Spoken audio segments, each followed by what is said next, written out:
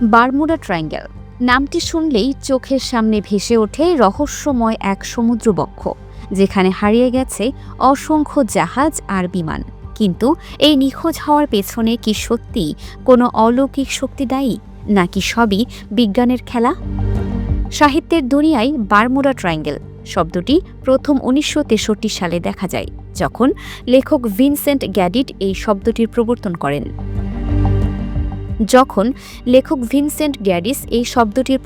করেন।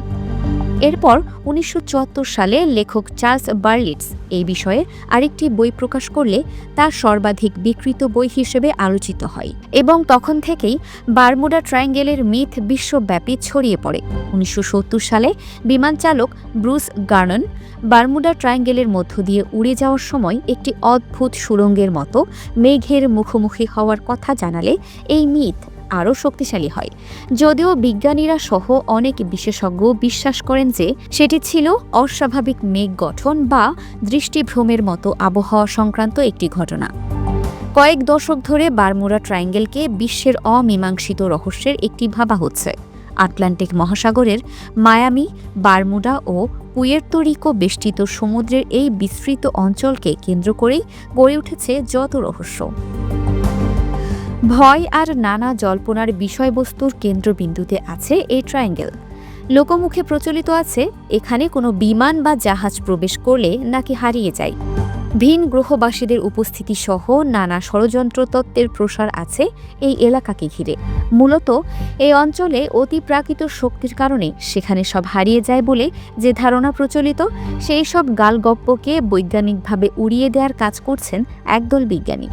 অস্ট্রেলীয় বিজ্ঞানী কার্ল ক্রুজেলনিকের মতে, মার্কিন জাতীয় মহাসাগরীয় ও বায়ুমণ্ডলীয় প্রশাসন বা নোয়া এবং লয়ার্ডস অফ লন্ডনের গবেষণার মাধ্যমে বারমুডা ট্রায়াঙ্গেলের এই পৌরাণিক কাহিনী আর ধোপে টিকছে না।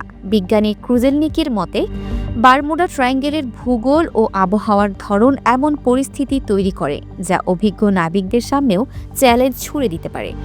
উপসাগরীয় প্রবাহের মতো একটি শক্তিশালী সমুদ্র স্রোত আর আবহাওয়ার আকস্মিক পরিবর্তন এখানে যে কোনো দুর্ঘটনা ঘটাতে পারে। এই অঞ্চলে হিংস্র আর বড় ঝড় তৈরি হয় বলে এখানে দুর্ঘটনা ঘটতে বেশি সময় লাগে না। কয়েক মিনিটের মধ্যে বড় বড় জাহাজ পথ থেকে সরে যায় বা দুর্ঘটনার কবলে পড়ে।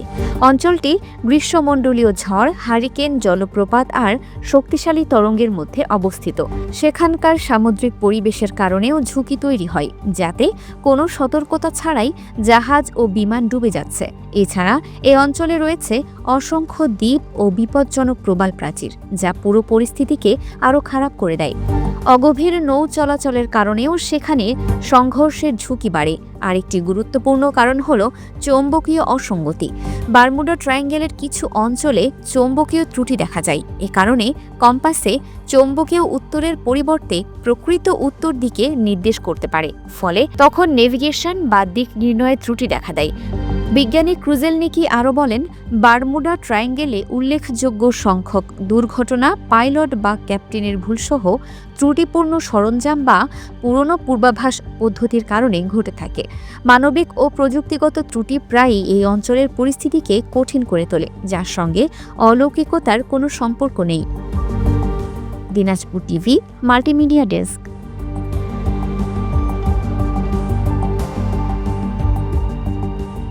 দিনাজপুর টিভি মানুষের জীবনের কথা বলে।